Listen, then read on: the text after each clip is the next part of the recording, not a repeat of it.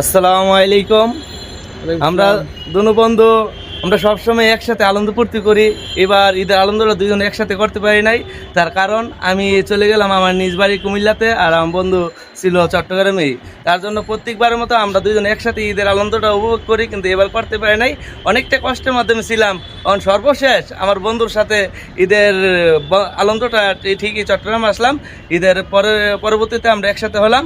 তো তাতে আমার এখন বন্ধুকে পেয়ে আমার অনেকটাই আনন্দ লাগতেছে। বন্ধু, তো তোমার কি অবস্থা, কি আনন্দ লাগতেছে সেটা সেই বিষয়ে আলোচনা করো।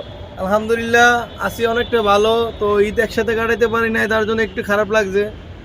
সমস্যা নেই, আল্লাহ যা করে ভালো লেগে করে। তো আমরা আবার দুজন একসাথে হলাম, তার জন্য অনেকটা ভালো লাগতেছে। তো আসলাম একটু, আসার পরে একটু ভিডিও করলাম আপনাদের উদ্দেশ্যে, যে আপনারা যেমন সবাই একসাথে থাকতে পারেন, আনন্দ করতে পারেন, তার জন্য আর কি। আর আমরা এখন আছি বর্তমানে, আমরা ঈদের উপলক্ষে মানুষ বিভিন্ন জায়গার মধ্যে বেড়াইতে যায়, আর আমরা আসলাম বাংলাদেশে এক ঐতিহ্য এক মানে জায়গা, সেটা হলো বাংলাদেশ শহীদ মিনার, চট্টগ্রাম। এই শহীদ মিনার আছে, এই শহীদ মিনারের দৃশ্য অসাধারণ এক দৃশ্য। আর তার পাশে দেখেন এই বিল্ডিংটা অনেকটাই সুন্দর লাগতেছে। সেই শহীদ মিনারের সাথে দৃশ্যটা অনেকটাই ভালো লাগে। বন্ধু, তার কিছু বলবো বন্ধু?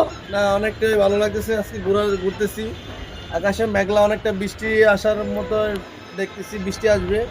তার জন্য আর কিছু বলতে চাই না, এতটুকুই। আচ্ছা, যাক, আপনারা সকলে ভালো থাকবেন। আপনাদের সাথে আমার বন্ধুকে নিয়ে আনন্দ করতে পারি নাই, তার জন্য ভিডিওটা করলাম। আশা করি আপনারা ভালো আছেন, আর দোয়া করি আপনারা ভালো থাকেন এবং আমার জন্য দোয়া করবেন, আমরা যেন ভালো থাকতে পারি।